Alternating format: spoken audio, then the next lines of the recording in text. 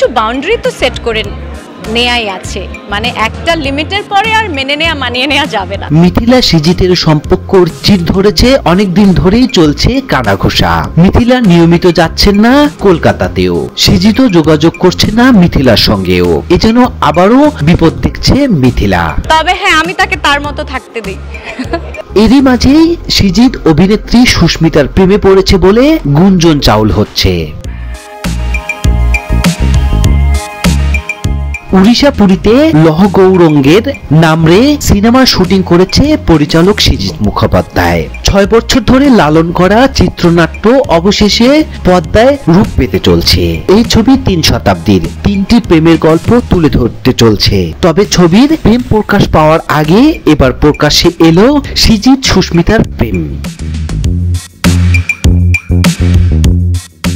ভারতীয় এক গণমাধ্যমে সূত্রে জানা যায়, সিনেমার কাজের সূত্রেই সৃজিত সুস্মিতার বেশি করে আলাপচারিতা হয়। সৃজিত মুখোপাধ্যায়ের মঞ্চে যেদিন প্রথম মার্ক সিন কলকাতা করছিলেন, সেদিন তা দেখতে গিয়েছিলেন সুস্মিতা। এছাড়া দুজনকে একসঙ্গে বাংলা ছবির প্রিমিয়ারে দেখা যায়। পরিচালকের বন্ধুদের সঙ্গেও নাকি সুস্মিতার সখ্য রয়েছে। তবে তারা প্রেম করছে কিনা সেই চর্চা এতদিন হয়নি।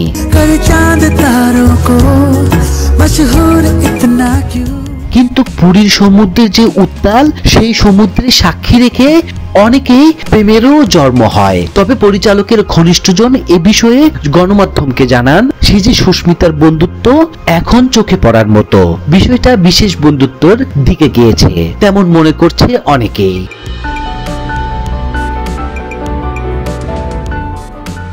প্রসঙ্গত, সুস্মিতা সৃজিতের পরিচালনায় কাজ করার পর পুরীর সমুদ্রের সৈকত থেকে পরিচালকের সঙ্গে একটি ছবি পোস্ট করেছে, যার ক্যাপশনে লেখা রয়েছে সারে চোখের মধ্যে।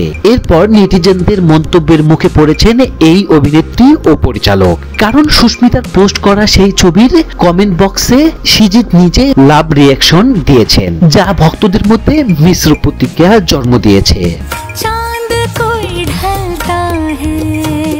এদিকে লহ গৌরাঙ্গে নামরে ছবি শুটিং এর বিভিন্ন চরিত্রে লোকপ্রকাশ্যে আসতে শুরু করেছে।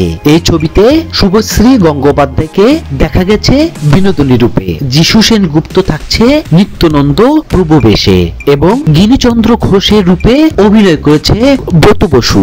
চলচ্চিত্রটি প্রেক্ষাগৃহে মুক্তি পাবে চলতি বছর ডিসেম্বরেই।